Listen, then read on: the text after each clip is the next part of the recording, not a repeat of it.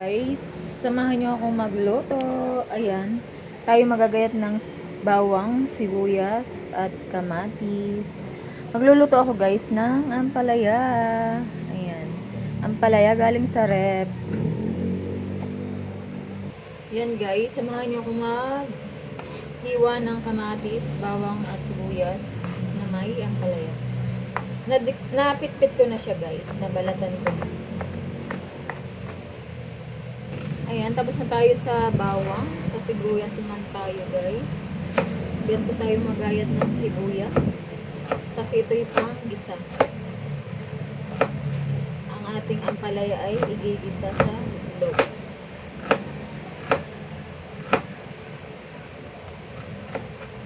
Ayan, dalawang sibuyas. Kasi may lulutuin pa kaming caldereta. Guys, tapos na tayo sa sibuyas. Dito naman tayo sa kamatis.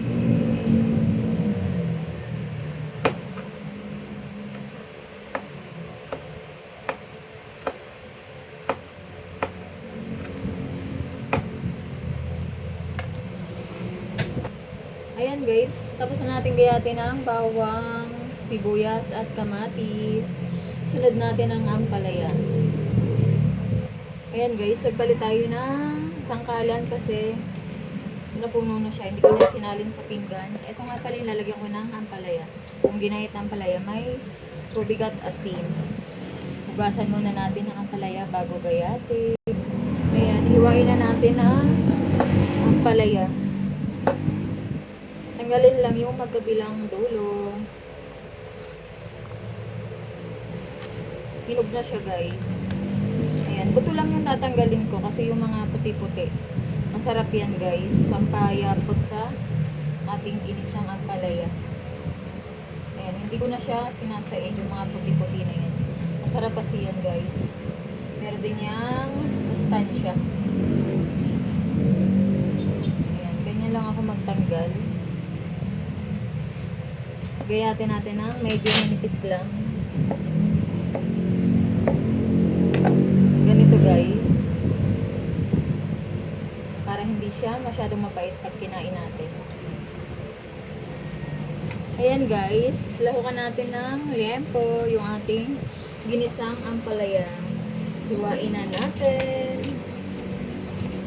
Ayan, magbati na rin tayo ng itlog guys. Samahan natin ng 3 itlog. Ayan ang mga sangkap sa ating ginisang ampalaya. Hindi ko na siya lalagyan ng asin guys kasi parang hindi naman tayo masobrahan sa salt. Ding-ding-ding. Ayan na siya. Ready na yung aking lulutuin na ginisang ampalaya. Ayan. Dahil tayo magka-caldereta, meron tayong pickles and caldereta recipe. Guys, 3 yung recipe namin ngayong araw. Ayan, magigisa rin kami ng kamote na may Hokkaido.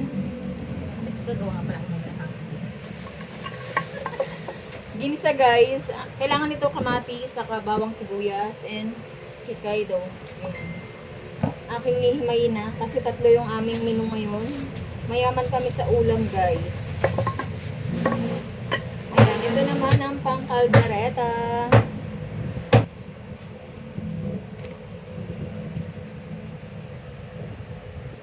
Ayan, himayin natin ang talbos ng kamote.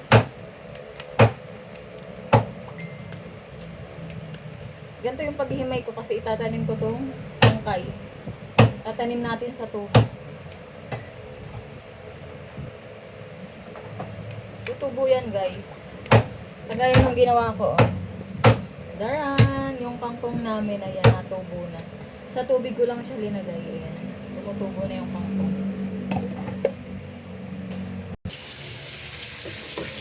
Ayan guys, nagigisa na ng para sa caldereta. Bawang sibuyas lang yun.